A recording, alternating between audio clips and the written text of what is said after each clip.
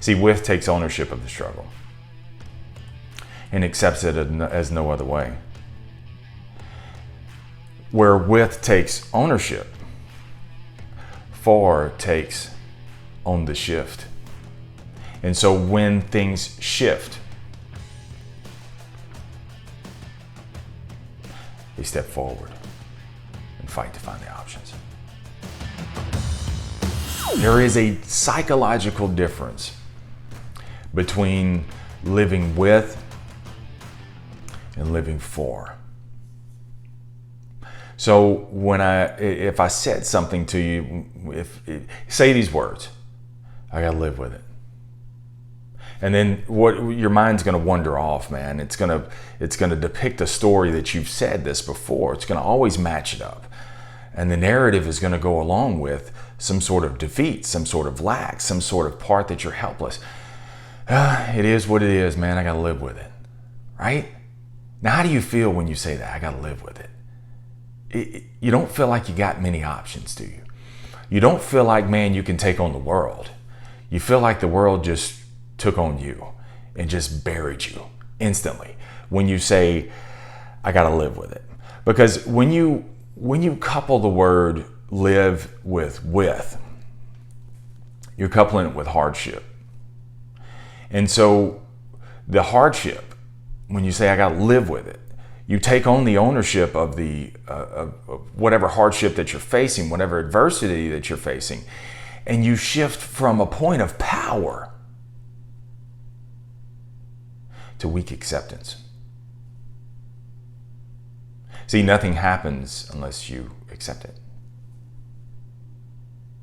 And so when you couple, I gotta live with it, with the acceptance, is when you hit the shoulder shrugs, man. Is when you shrug it off and you say, oh well, I guess I gotta live with the struggle.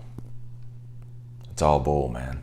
See, bro, you gotta realize you park in life because you live with instead of living for. It's the same adversity, but it's a different mindset because it's coupled with a different action. So you got a bad month going, right?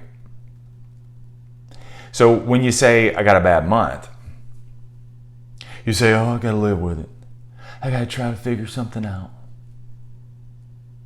Versus you say, all right, I got my ass handed to me last month. I'm going to tell you one thing. It'll never happen again. I live for this. Let's go. Are you financially in the hole? Dude, there was one time I owed the IRS $50,000. 50 grand. And you know what? I said, oh, I gotta live with it. And it took me, I didn't change my situation. I didn't pay the damn thing off until I said, ooh,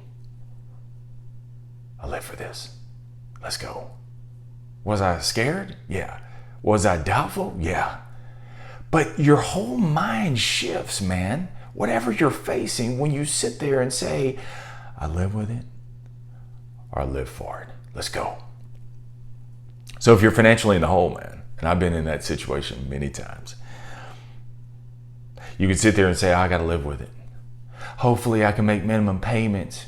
Hopefully they'll have mercy and grace on me. Hopefully the winning scratch off will come through.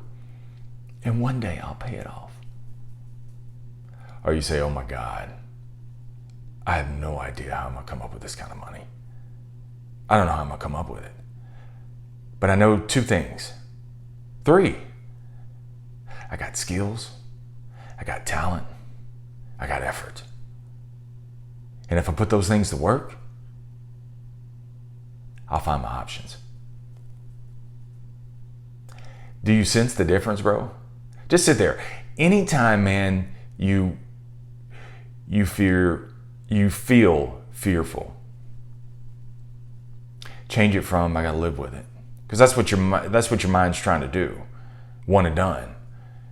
Shift it from I gotta live with it to oh yeah, I live for this. Let's go. See, for is gain. Width is lack. Far advances you past the point of adversity, whereas width buckles you to the adversity, makes you kneel down. So if your business is struggling, dude, if your podcast and YouTube channel ain't getting the subscribers nobody's listening to, if your body is screaming that you're sore and you're fatigued and the last 5 customers told you no, and that's just on Monday. When you feel all that, man, change your mindset. And you'll change your whole situation when you say, this is what I'm feeling. And I counter it with, oh, I live for this. That's a rage, bro. It's an internal rage. See, it's not that you want to struggle, but you're damn sure not about to back down to it either. And if you show me what you're made of, or actually if you show me what you're afraid of,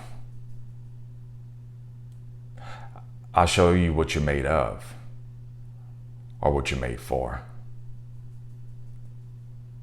Will you take it on, or will you let it take on you? And name anyone who has overcome adversity because they live with it.